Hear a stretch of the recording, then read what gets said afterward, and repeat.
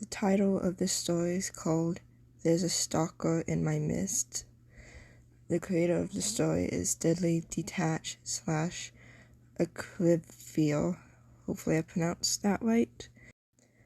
The silence is annoying me. I don't want this silence anymore. I need noise. A young teenage boy can be seen through a closed window with his curtains opened as he spoke these words, while there were two other men bent down under the window, staring daggers in each other's eyes. The two had finally met.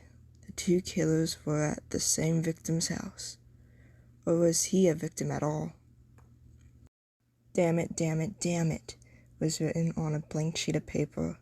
There was a heavy sigh from a dark-haired brunette, his eyes like bottomless pits, no mouth, no nose, white porcelain-looking skin. He was known as the messenger, and how he can communicate is unknown to many.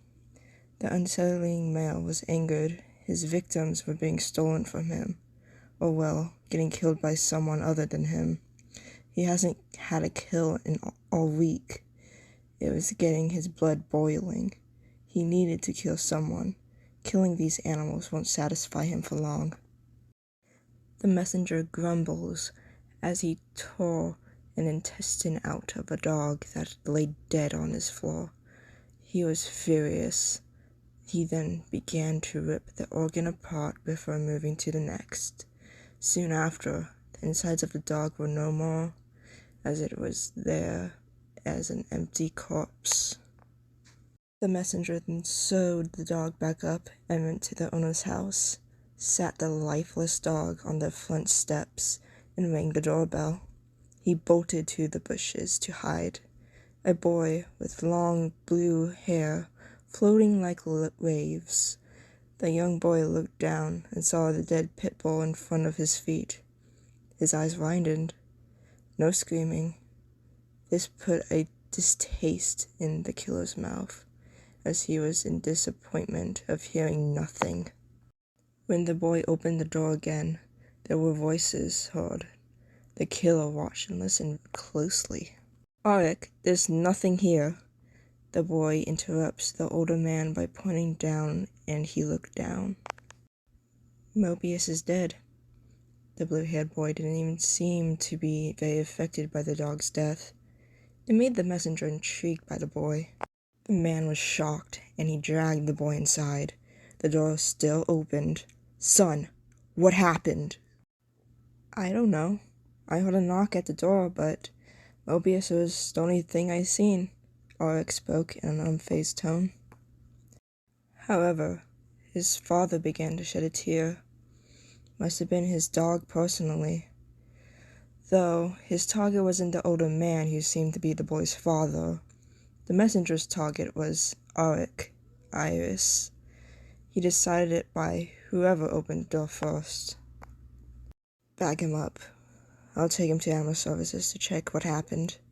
Stay here with your siblings until Jerichka gets home."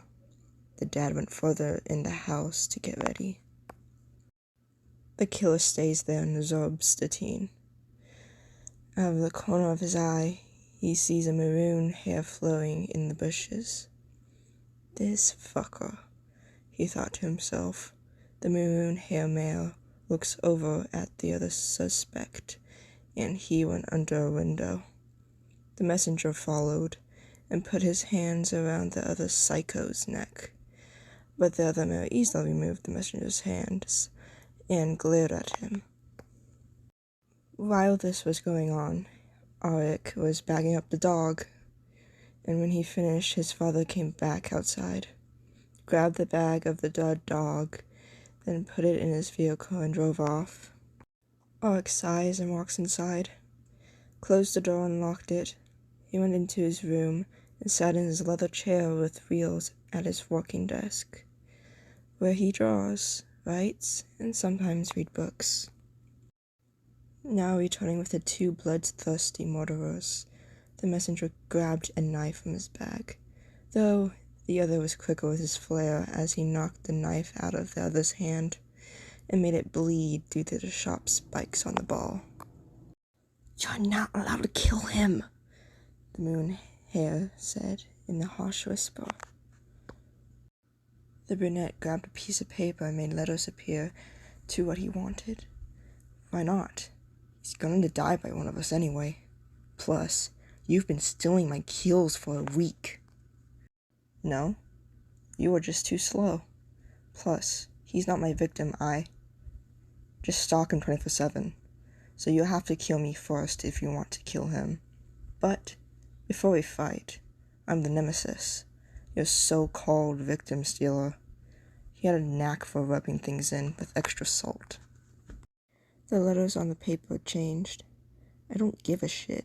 It seems like you have an obsession. The bloodlust from the messenger was too high, even for himself to control.